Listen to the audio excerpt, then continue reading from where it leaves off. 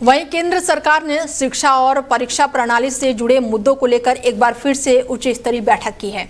केंद्रीय शिक्षा मंत्री धर्मेंद्र प्रधान ने सीबीएसई के वरिष्ठ अधिकारियों के साथ चर्चा की, जिसमें बोर्ड परीक्षाओं की व्यवस्था, मूल्यांकन प्रक्रिया और परीक्षा प्रणाली को और अधिक पारदर्शी बनाने जैसे विषयों पर चर्चा की गई।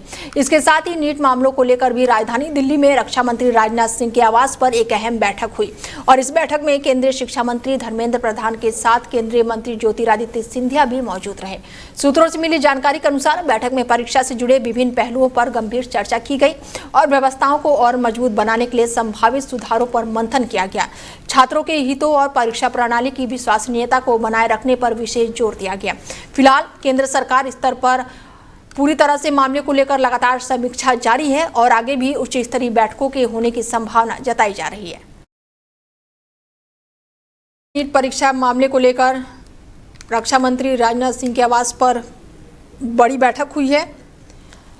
धर्मेंद्र प्रधान भी इस दौरान मौके पर मौजूद रहे।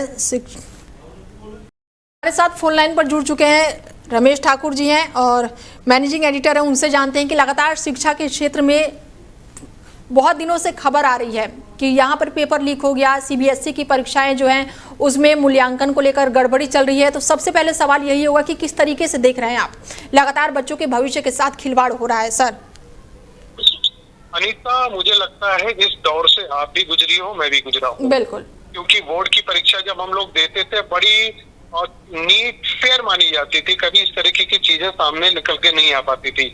अब एक वेदांत बच्चे का मामला जब तूल पकड़ता है तो उनमें जो उनके नंबर उनके मुताबिक बहुत कम दिए गए, तो उन्होंने कहा सीबीएसई से उन्होंने डिमांड करी कि मेरी ओरिजिनल कॉपी को मुझे शेयर किया जाए। बिल्कुल। जब उनकी कॉपी सामने आ जाती है तो जो बच्चा दलील दे रहा था कि उनके साथ गड़बड़ी हुई वो पाई गई।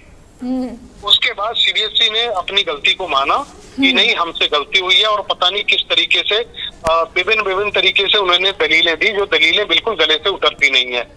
अब इसके बाद क्या होता है, पूरे देश भर से बच्चों ने इस समय बताते हैं कि 10,000 से ऊपर बच्चों ने डिमांड कर दी है कि हमारी भी कॉपी दी जाए, हमें भी कुछ संदेह है, हमें भी कोई शक है।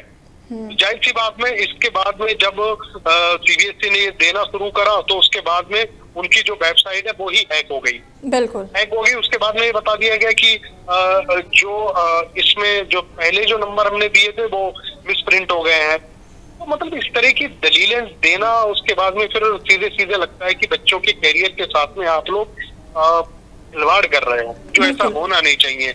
आपसे एक मध्यम स्तर की आपकी परीक्षा आपसे नहीं हो पा रही है और उसका रिकॉर्ड आपके पास नहीं है। अगर रिकॉर्ड दे रहे हो तो जब भाई प्रधानमंत्री कुछ कहते हैं कि पूरा जो भारत है वो डिजिटल हो रहा है, डिजिटल में इस तरीके की गड़बड़ियां पाई जानी, तो मुझे लगता है बड़ा सोचने वाला और विमर्श का मुद्दा बनता जा रहा है। जी ठीक है सर, जुड़ने के लिए बहुत शुक्रिया आपका।